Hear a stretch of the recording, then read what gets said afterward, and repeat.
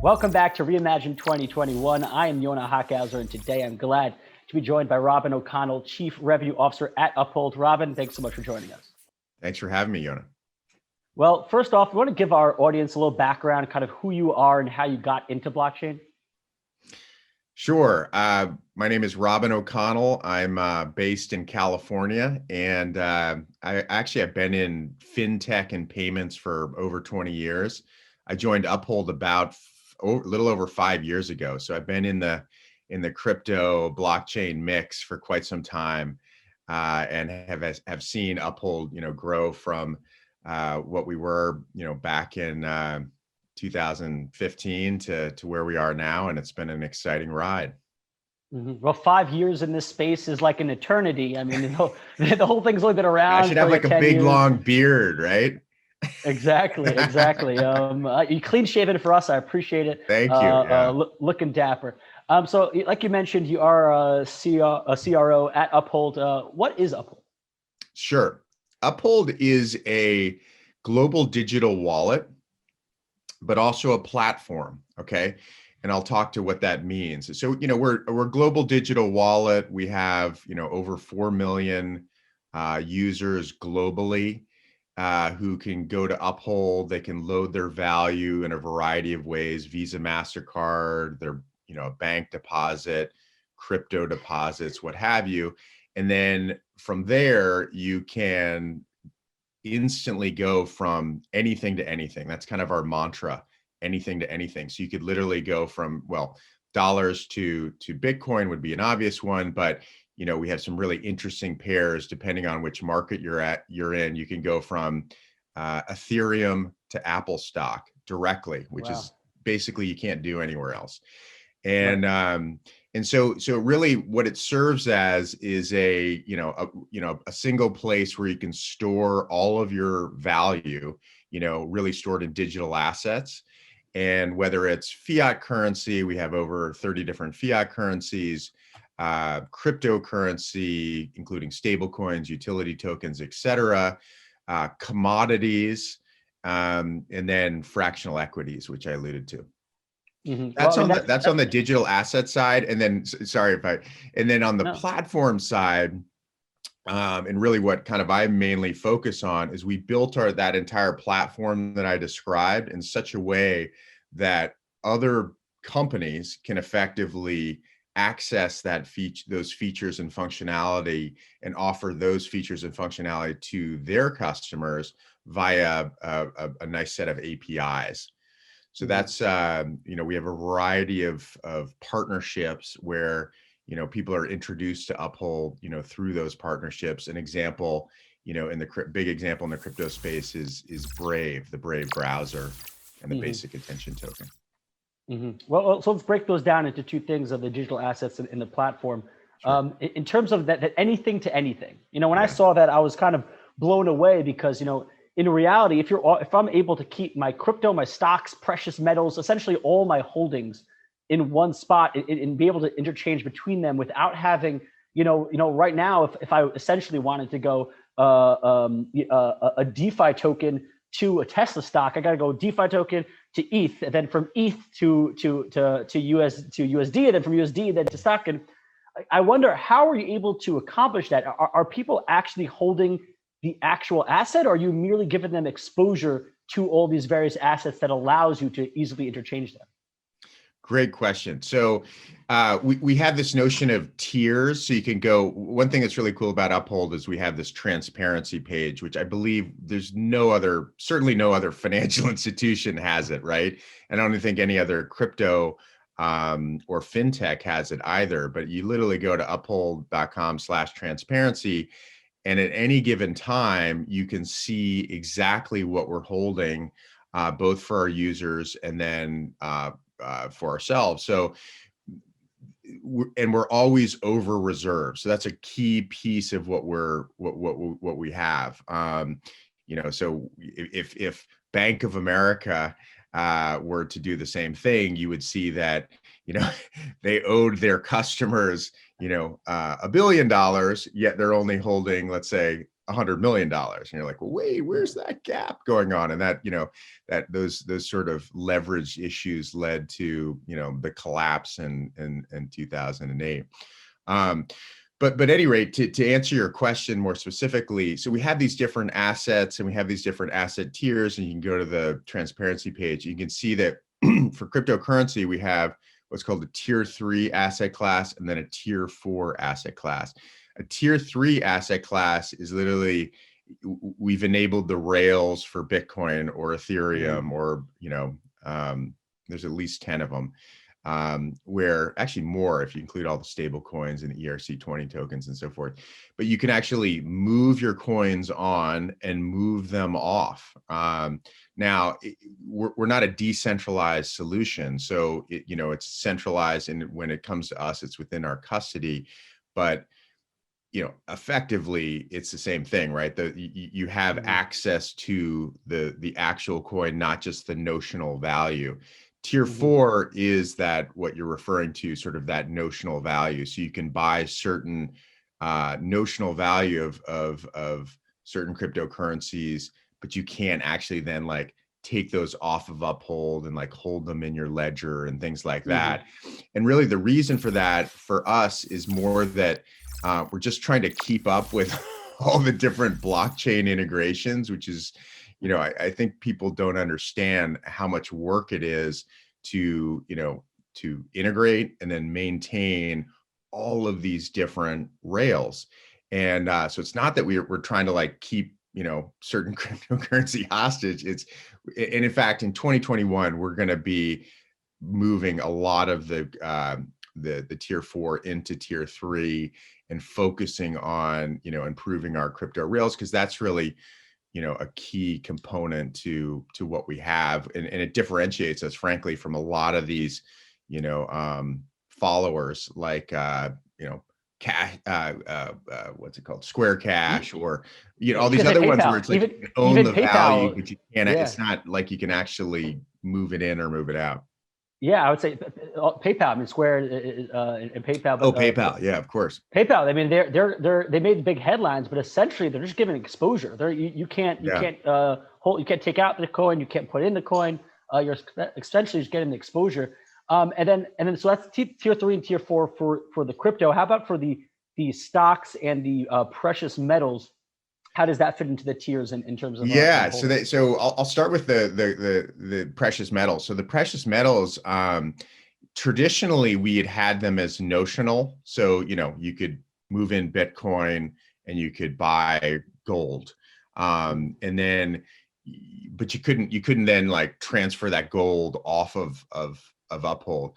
But now you can actually. So what we did was we're part of this Universal Protocol Alliance, and essentially it's like a foundry, and you could take, what we did is I think it's called UPXAU, and so you can actually hold a whatever amount of gold you want, and it's wrapped in Ethereum.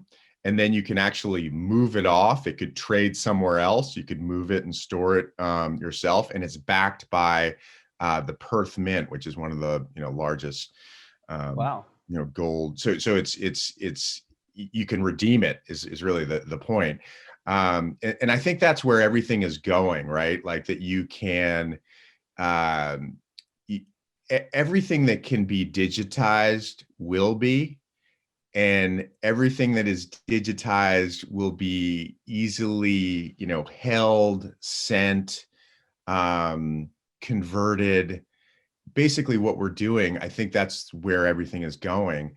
And, and just taking a little while to get there, because you've got all these old financial systems that you really have to integrate with, and regulatory pieces that you got to work through and so forth. And we've just been actively, working through and doing that and so forth.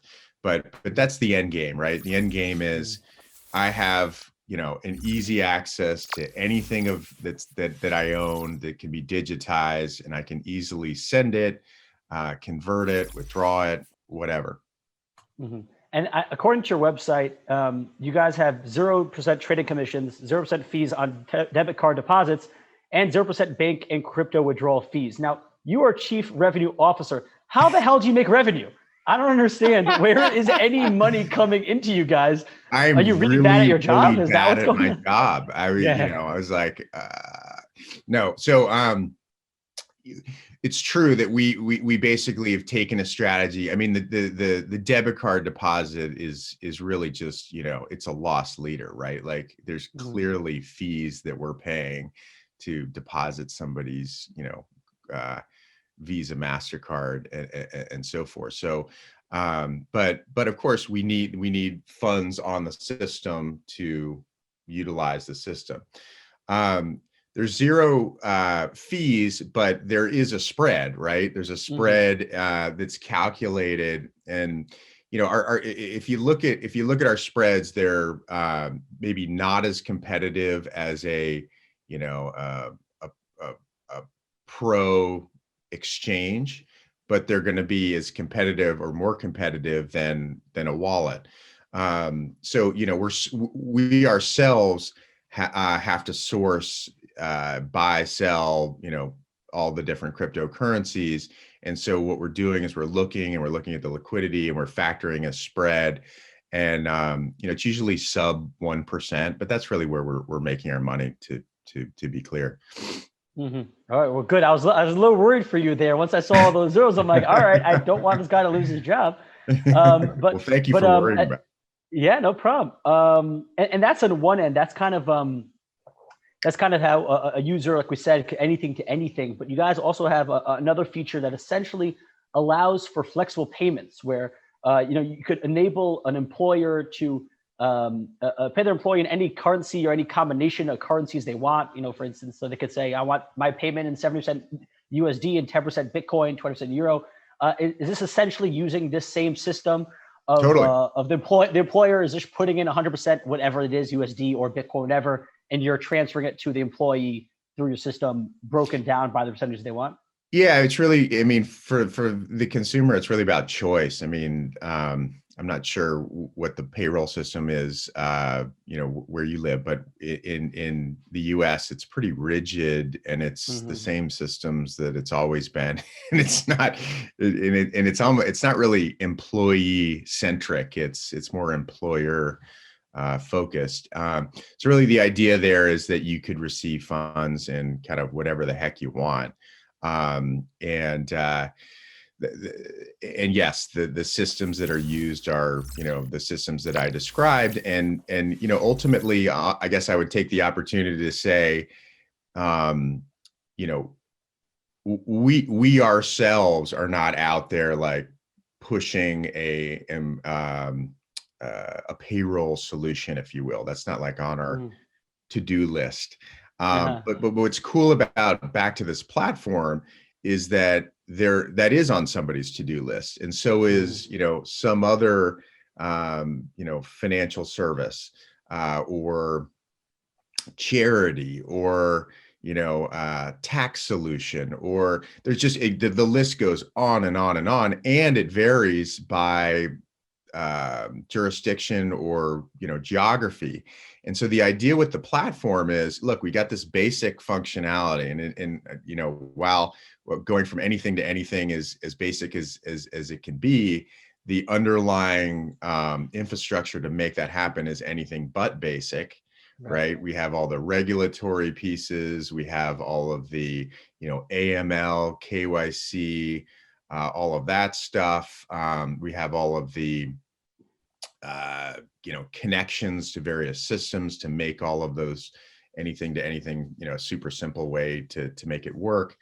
But the APIs allow other companies to, effectively deliver on their specific benefit. In the case you described, crypto payouts to employees, and we're happy to work with those types of companies. I mean, also when I hear anything to anything, that gives tremendous power to the user. But when I think of when it comes to the end of the year, or when it comes to April 15th, you have to report that on taxes. That has to be a tax reporting headache. I mean, how does one even report, the ETH to the Tesla? Do you report the taxable event as that one trade ETH to Tesla, or or do you have to report it as each individual step that it went, converted in your system? I mean, I can't imagine it's already a tax headache dealing with crypto as it is, Yeah, This is I not a feel knock you. on your platform. This is a knock on the tax regulations. No, I know. The cool thing is like, and look, I am an active, I'm buying, I'm selling. We even have a debit card, right? And the debit card allows you to effectively pay at the point of sale anywhere, MasterCard is accepted, which is basically everywhere. And you can choose to have it come out of, dollars. If I'm in Europe, I can pay out of euros. Or if I, so choose, I could pay in, BAT or XRP or Bitcoin. It doesn't matter. And so, I literally, I'll go, I'll be at the point of sale. And it's kind of fun. I'll say like, like which one of my digital assets do I want to pay with today? Of course, the person on the other side has no idea, what I paid with. They think I'm just, anybody paying with anything. And but then it'll convert into whatever the currency it needs to be for the merchant. And that is effectively a taxable event. Now, I tell that story to say that, my taxes, if I had to go in and like look at everything and do all that stuff, would be unmanageable. So the beauty is we've partnered with a bunch of different, tax providers. TaxBit is an example. Accounting is an example in Europe. Clever name. TaxBit is a great example in the US, but we have others. And essentially all you have to do, and again, the beauty of the APIs is you go over to their site, you connect your Uphold account. There's even a discount because we've negotiated that for you. And then you click a button and then it sucks it all in, all the data, and does all of that, Wow.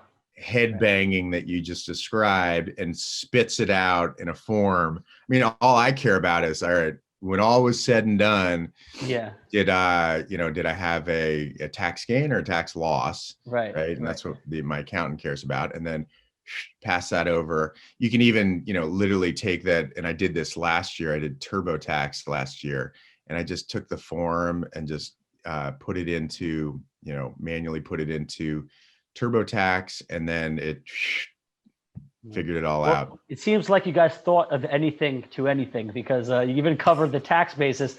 Kudos to you there. I mean, well done. I wonder though, just curiosity, when you're actually making the payment, how do you choose, how does the card know which asset to charge? When you swipe your card, how does it know to charge your XRP or to charge your gold or whatever it may be? Oh, so we have it's in the app, right? So you literally, you have it set to a certain digital asset, and you literally could be in line and then, decide, I want to change it. And so from the app, you can change it. And then, even if you change it a few seconds before you actually swipe your card, it knows, and it'll pull from the correct digital asset. Very cool. Yeah. Very cool. I mean, you guys have all these options. Even listing XRP, which recently has kind of been a hub, with SEC lawsuits and multiple exchanges delisting them. But you guys kept listing them. Why did you feel? Why did you feel that there was no danger, let's say, in listing it? Well, I think the jury's still out, right? There hasn't been, in the U.S. it's innocent until proven guilty. So until there's like a formal, XRP is deemed a security, well then of course, so we're not allowed to at this point, at least, we're not allowed to list security. So we would have to remove it at that point. But at this point, it hasn't been established. So I think that, love the SEC, get that around. But come on, I mean, they, how many years has it taken them to even take a position on this thing? So, there has to be clarity. There has to be clarity and regulation, full stop. And until there is, we'll wait until there's clarity, basically. I like that. Listen, kudos to you guys. Instead of people like Coinbase who are just, I don't know, they're delisting because they're even before they need to because they're scared. It's I think they're personally, going public, so they're probably they're being like iffy. taking, Yeah. if there's a risk, they're trying to be super conservative, which I get. Yeah. So Yeah. Well, that's the benefit of being small and agile and yeah, this is a startup world is a beautiful world. So it's not only these assets that I've heard of that I know, like you said, from stocks and equities to crypto and precious metals, but I saw you guys offering a universal carbon token. yeah. What does that mean? Sure. So it's really cool. I mean, so there's a whole world of carbon credits, and I guess I should say basically what they are is they're a unit of value that's offsetting carbon that's generated somewhere else. So if I'm a company that generates a lot of carbon that is basically affecting the environment and adding to global warming, I can at least purchase these carbon credits, and there's a whole market for them. And specifically, there are different types of carbon credits, and the ones that we're focused on are the ones that are, like effectively saving the Amazon. Okay, and so there's a whole world which you or I are not privy to in terms of how the heck would you get a carbon credit, right? Right. And so part of what this idea of there being anything to anything, it's not just because it's cool or whatever, but it's the notion of there are lots of these markets with digital assets that are just accessible. And so what we've done is we've made it accessible. So we've made it so that we've accessed the hard to access market for carbon credits, and we've done similar to what I explained with gold, an Ethereum wrapper. So it literally is like an ERC20 token that's representative of one carbon. I forget I think it's like 1 ton, TONNE of. Please read weird that. Spelling of ton. My knowledge stops there, but the idea is that once you make this thing super simple, you could imagine that people who care about the environment, especially if it's something like the follow-on was the Bitcoin Zero, right? Like if you want to use Bitcoin, but maybe you feel a little bit guilty about the fact that it's actually not great for the environment, with the mining and so forth, here's a way to offset that. So there are lots of potential use cases for it, but essentially that's what it is. Yeah, I know Tesla as a company offsets a lot of their losses and now gains a lot of profits from selling their carbon credits because they are a carbon neutral company. Now you have a kind of unique insight because you said you have been in fintech for a very long time. Both the traditional. It's funny how there's traditional fintech now. I'm sure when you start off in fintech was the cutting edge. Yeah, but exactly. The old school fintech used to be, I believe you were a director at Visa USA. So you've kind of seen how this beast works from the inside. And I wonder, a lot of people are fed up. A lot of crypto users. There are the crypto users who are there because they're speculative for reasons, and there are a lot of crypto users for many reasons. One of the reasons is that some people are fed up with the current financial system, with some fees, with their lack of control, with the lack of transparency. Don't even get started on fractional banking. And so when it comes to purchases, Bitcoin, Ethereum, any of these crypto networks, they don't really care where you're located. When you're doing a transaction, it doesn't matter your geographic location. And when we're talking about credit cards, some do, some don't. They have, international transaction fees. Especially once we start talking about remittances, crazy remittance fees, sending money cross borders is way over cost. So I wonder for the traditional players like Visa, MasterCard, does it actually cost them more money when you are doing an international transaction that they're charging the fee, or is this just a way of them, to increase revenue? No, there is. So the biggest issue with on the international side is, and people should understand this, is the settlement part of it. So it's not like it's more expensive to do a transaction here or there. That's not really what's happening. It's that, so when I send money to somebody, let's say in Mexico, there's the digital information that passes to say that, Robin O'Connell is sending funds to this person. And then and that aspect of that, sending that digital information, I think people get a little confused and say like, oh, that's really slow, or you know it's not slow, right? It's they have the internet also. It's the issue becomes, I'm taking my American dollars and I'm giving it to somebody to then send it to somewhere else in Mexican pesos. And so you've got dollars in the US, Mexican pesos in the in Mexico in order to distribute.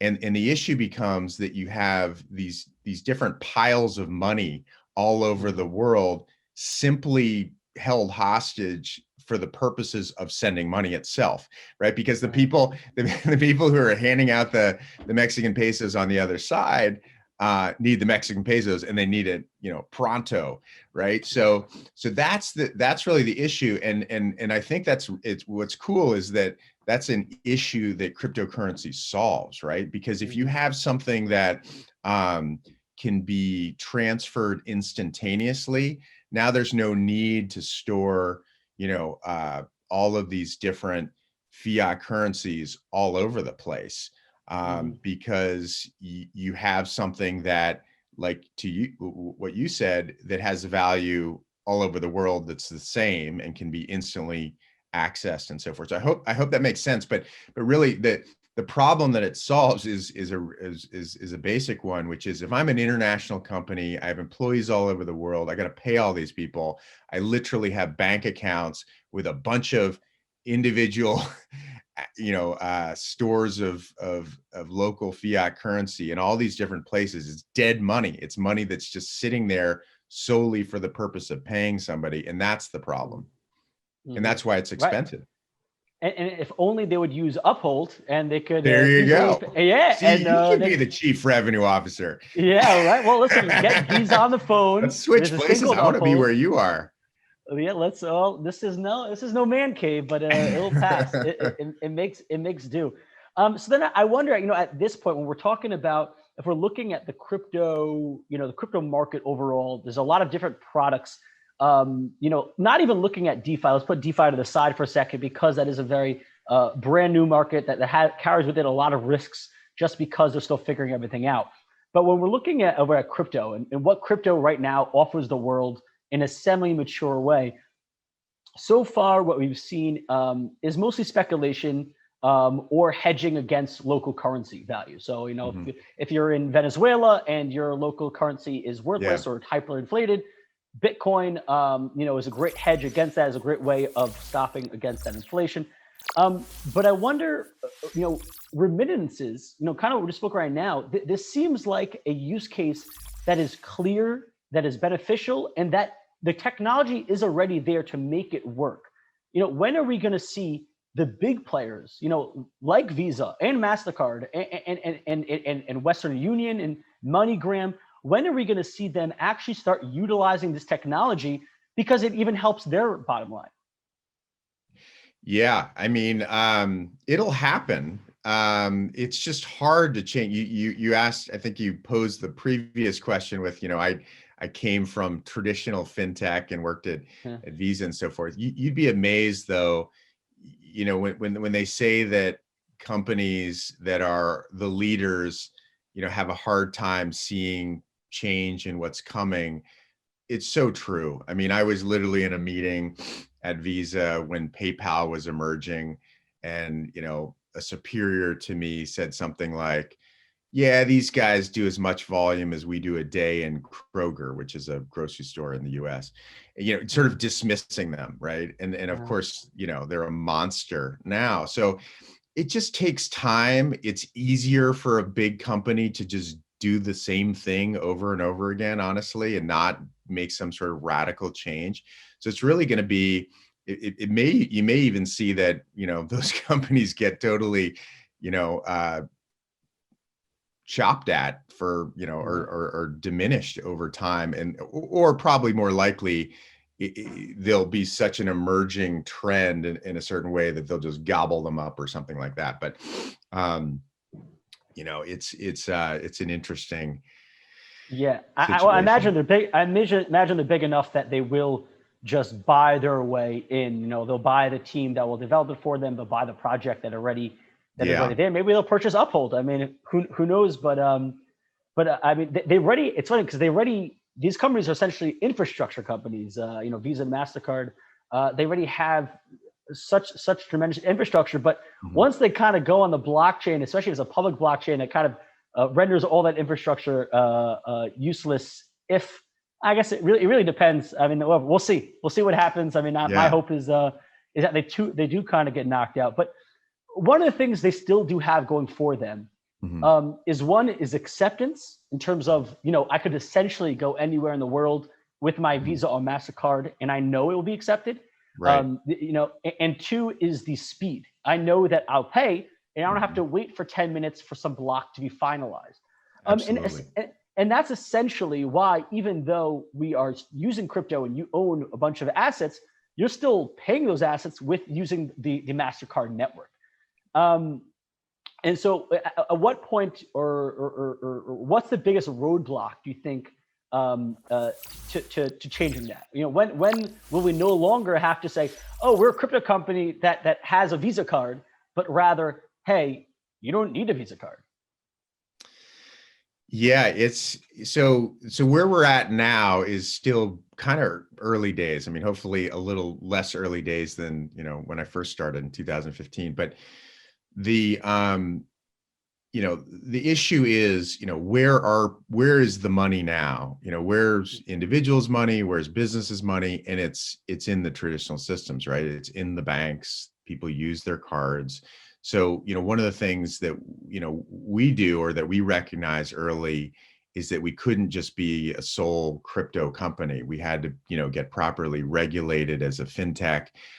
We had to, work with banks, work with Visa, MasterCard, in order to get the money in the first place from, easily for somebody to put the money into, kind of this new experience with money where you can go from anything to anything. So those connections are critical, and they're not going to go away, really anytime soon.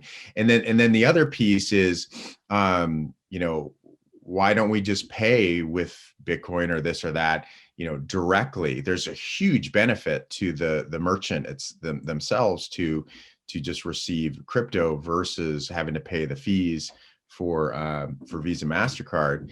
But again, it's a chicken and egg. But they're not willing to necessarily do that. Some of them are, but it's not like a huge piece of their business. Most people are still paying the traditional way. So it's going to be a long process of, once the tipping point will be once there's enough activity to basically say, gosh, I'm a merchant, and if I offered, crypto as an acceptance method, I would increase my sales. Like, that's what they care about too. What's their bottom line? And we're not there yet. But it's moving in that direction, which is good. Well, you did mention that it is cheaper for the merchants to accept that Bitcoin or crypto directly because they don't have to pay Visa or MasterCard. What kind of fees does a merchant pay on a transaction that's on one of these Visa or MasterCard networks? Somewhere, it depends on the area, but and it depends on what type of card it is. If it's a credit card, it's more. If it's a business card, a corporate card, it's even more. I mean, so it can be as much as 3% of the transaction to, whatever, 50 basis points or something for a debit card.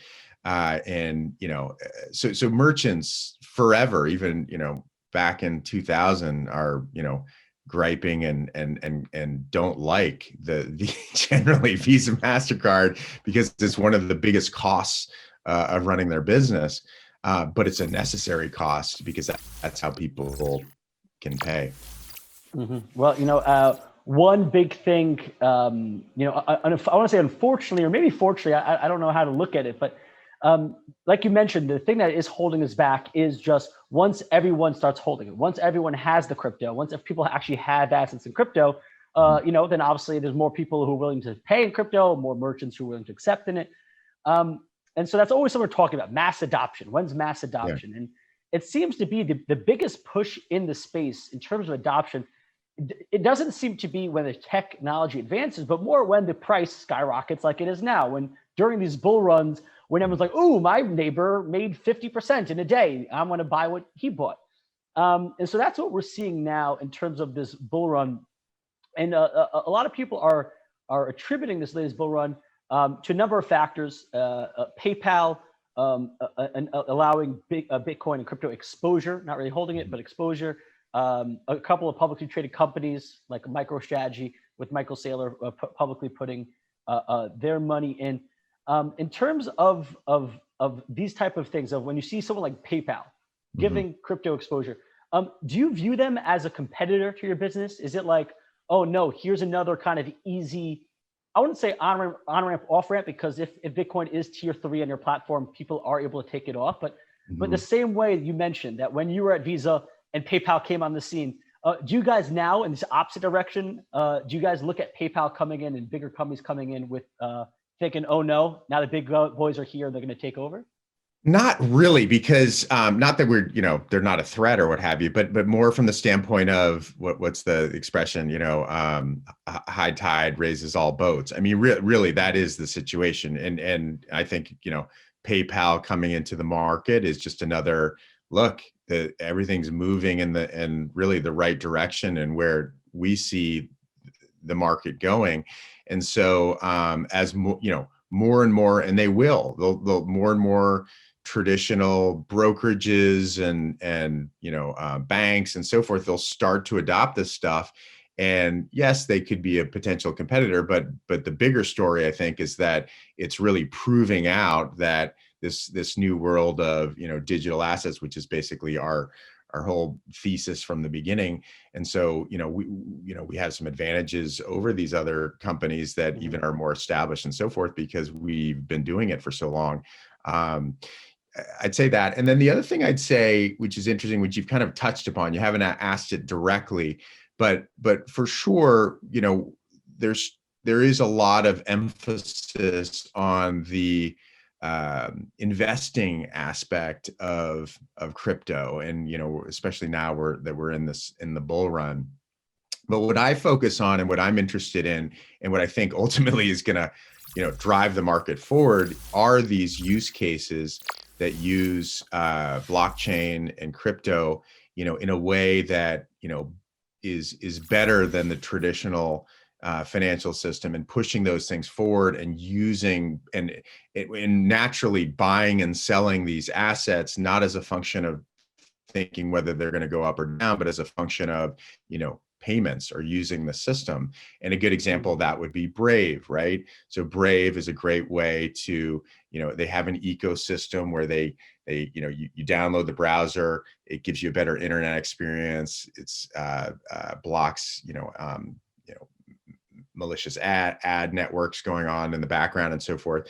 And then you can opt in to view customize ads and actually earn money or earn basic attention token. And so you have a system where there's buying and selling of the basic attention token just out of the natural payment flows in that little ecosystem. That's one example. Another example, and I'm going to tout it because it just launched yesterday, is IMView. IMView is a large social gaming company with I think 6 million monthly active users, and it's essentially you have an avatar and you're living in this world that has a natural economy going on within the world. There's people in the hosting parties, selling goods and services, etc. And the way that it worked before is you buy these in-game tokens and then they kind of get traded within the ecosystem. The SEC came out with a no action letter a couple months ago, and basically gave them permissions to now have a utility token in their game, and then under certain parameters, exit that utility token and convert it and so forth. So we're the system behind that whole operation, and I think it's really exciting because, you know, gaming is huge, obviously, and that would be a nice catapult for, you know, crypto and blockchain in general, if more gaming companies followed and said, well, gosh, if I could take my in-game token and I could actually make it fungible and have more value, then more people are going to come into my game. There's going to be more activity within my game, et cetera, et cetera. And again, that's the end game for the gaming companies, is like, they want more users, they want more activity, et cetera, et cetera. And if crypto can be that, you know, jolt for the gaming industry, that would be a great use case to drive everything forward. Mm-hmm. I mean, yeah, connecting these different marketplaces has tremendous potential. I mean, right now, very popular with the darn kids these days is kind of freemium games like Fortnite and these other games where you don't pay for the game, you pay for a lot of items within the game. Yeah, exactly. Exactly. And so essentially, if you're having all these items, you're paying so much money, especially as a parent. If your kid comes home with a $300 bill, he bought all these items and he can't take them out. They're stuck in that game. They're stuck in that ecosystem. And so once you open up the market, that does really open up a whole world of possibilities. And, you know, it got me thinking when we're talking about this, anything to anything, you know, if I'm saying, hey, I want to, you know, take my, gold and gain exposure to Tesla, then I want to go from Tesla to ETH. And so, you know, I see a regular retail trader doing that from time to time on a whim. He has an idea, but I think I see more of like an institution, a hedge fund or something like this, that really holds a quite varied portfolio across many markets. Is there any intention to kind of build an institutional grade product at Uphold to allow institutions to easily and cheaply really, you know, deal with their very varied portfolio? You must have seen our roadmap. No, I'm just kidding. I'm just kidding. Yes, the answer is yes, and we already have, you know, thousands of businesses today on Uphold, but it's thousands out of millions. So the emphasis hasn't been on from a product standpoint on that piece. But you know, when you start onboarding companies of the size of an InView, you know, there's certain expectations about, you know, reporting and more of an enterprise level solution that you know, one would expect. So the answer is yes. We're working on that this year. Very exciting. All right, well, Robin, those are all the questions I have for you. Now is the time left for you to shill whatever you want. Shill Uphold, shill your favorite song, shill your cousin's birthday. I don't know. Go ahead. No, thank you very much for having me. It was a pleasure. You know, I tell people to go, you know, check it out. You know, we have a mobile app. You can go to the website, uphold.com. I'd also say, you know, if you go to the website without even having to sign up, there's a little widget there where you can start to play with it, right? You can say, oh, okay, what if I went from here to here? What would that look like? What if I went from here to here? Play with the widget. And then also go to the transparency page, because I think I mentioned it earlier in our conversation, that's extremely unique. And you get a real sense of the breadth of what we have, but then also kind of what people are holding and where the activity is happening. There's even this map that we've created.